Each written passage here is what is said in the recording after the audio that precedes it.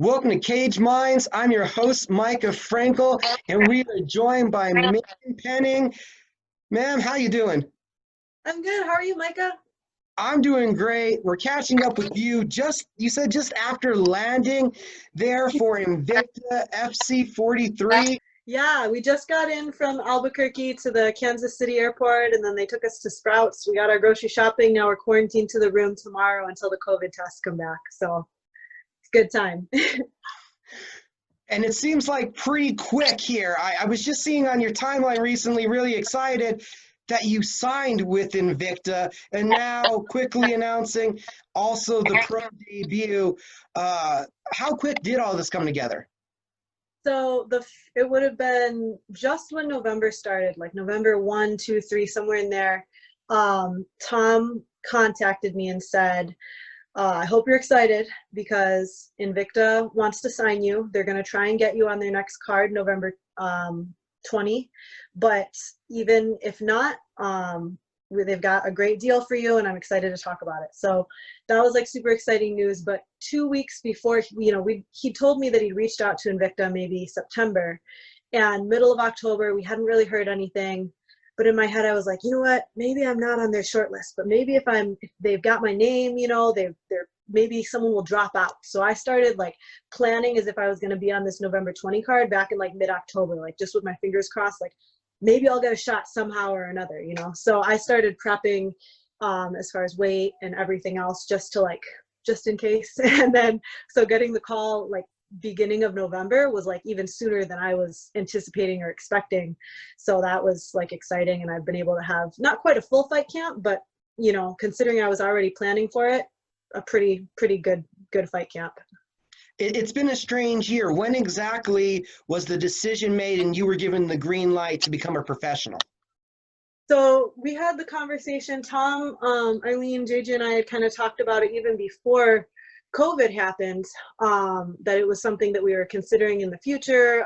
We had taken an amateur fight for April, then COVID hit and that didn't happen, but it was something that had already been, discussed, like maybe at some point soon in the future, we're going to look at this option. So then when COVID happened, I came back to the gym in shape, ready to work, ready to go. And within 2 or 3 weeks, Tom sat me down and said, hey, like, this is what I'm thinking. I think that we should reach out to a few different promotions, see if we can get you a good first pro fight and start moving. So it was maybe end of August, early September.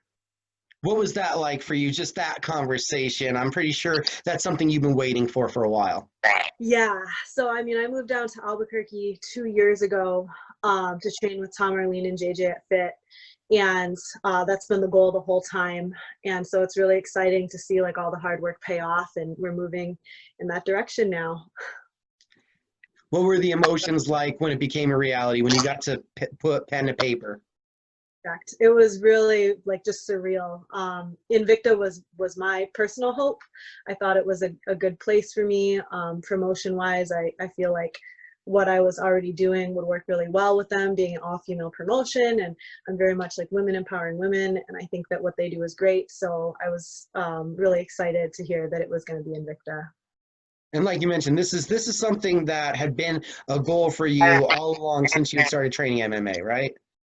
Yep. The goal was to go pro as quickly as I'm ready, but to feel very confident in my skills by the time it happened, to feel like, because, someone was just asking me the other day in an interview, how did you know, like, it was time to go pro? And I said, I leave that up to my coaches, but for me, I'm trying to find the most efficient path to making this a sustainable career, something that I can make money at, that I can get fulfillment out of, but to have a long-lasting career for as long as you can expect in MMA. Obviously, you never know what's going to happen or what could happen, but to be healthy, to see this as something sustainable for my future. And so I wanted to take as long as that took for me to feel confident that I can make this something that's sustainable and good for me as a person and good for growth, and to make this a career. So I think that now was definitely like the time. I feel like I'm over prepared by the time now that we're like actually moving forward. So I think that's a good feeling to have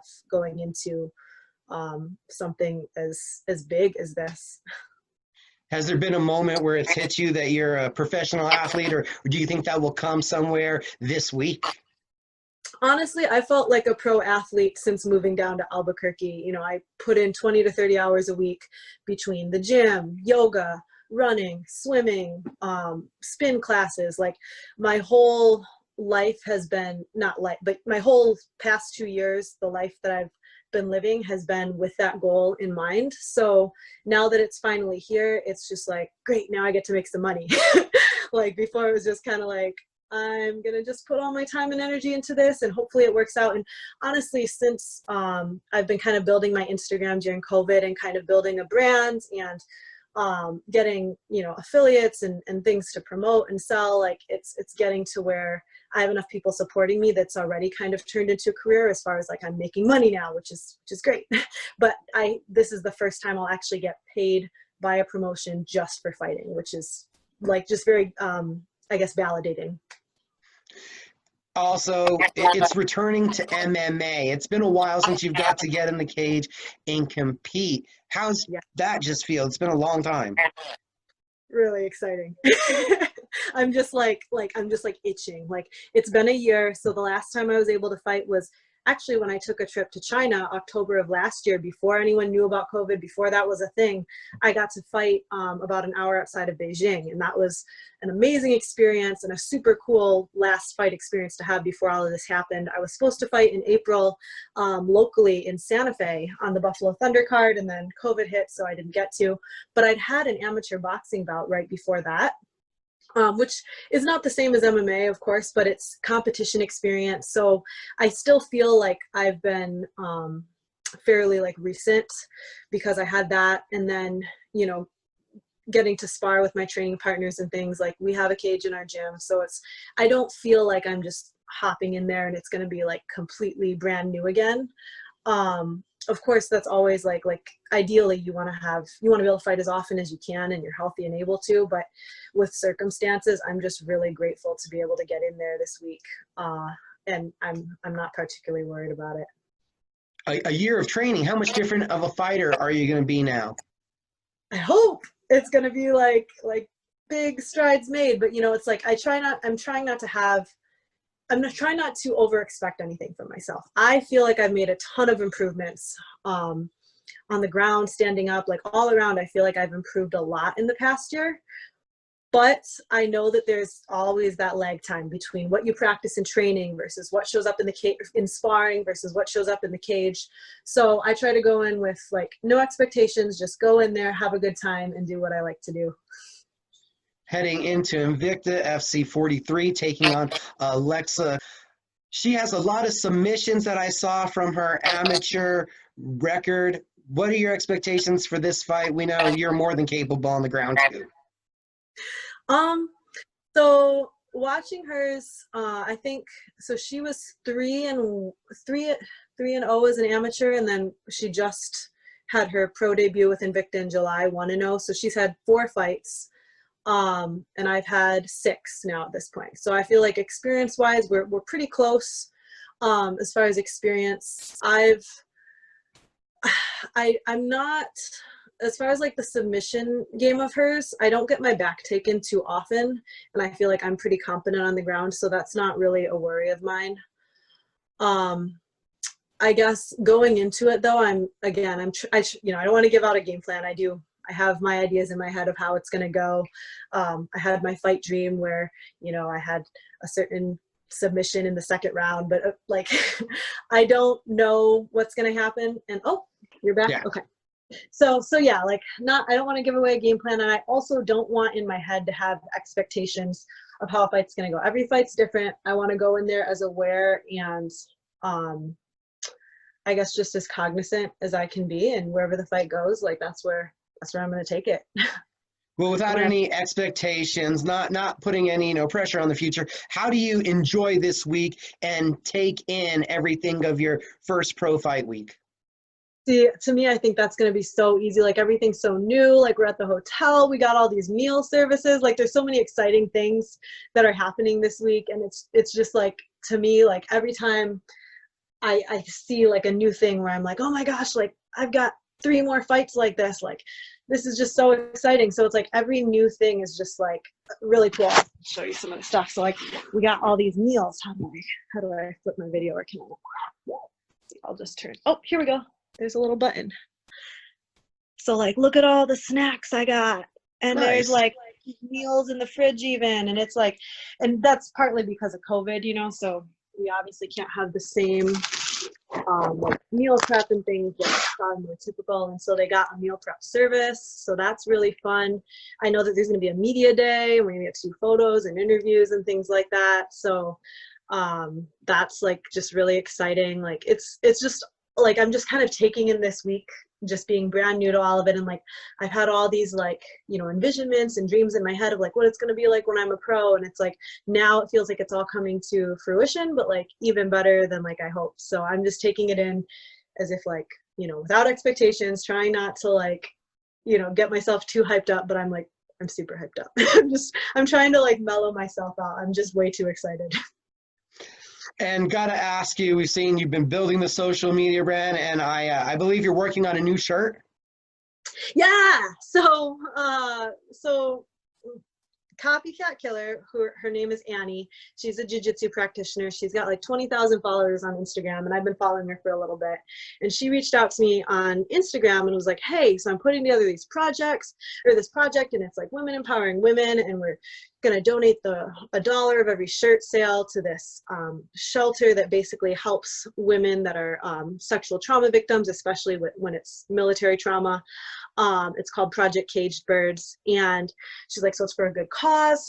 And it's also like all of us women that have always seen each other on like the other MMA pages and stuff. We're like collaborating, and we're going to get together like in the future once COVID is done and do like jiu-jitsu grappling rolls. And it's an opportunity to meet other women in the sport and just really empower each other. And like, and when I landed here in Kansas City, well, actually when I got on the plane from Denver to Kansas City, I saw Killer Miller, Juliana Miller, who's an MMA fighter who's also making her debut in Invicta. And I'm like, hey girl, hey, because like we're both in this little chat group on Instagram called Booty Gang, because the project is we're all putting paint on our butt and then printing it on a canvas. And then Annie, the jiu-jitsu girl, she is also an artist. So she's going to turn these prints into art. And I already saw Juliana's, and hers is super cool. She's got like all these fiery colors for her butt print, and then there's like a wolf or something, or a dog, because she's really into like animals, like, and it's just really sweet looking. And then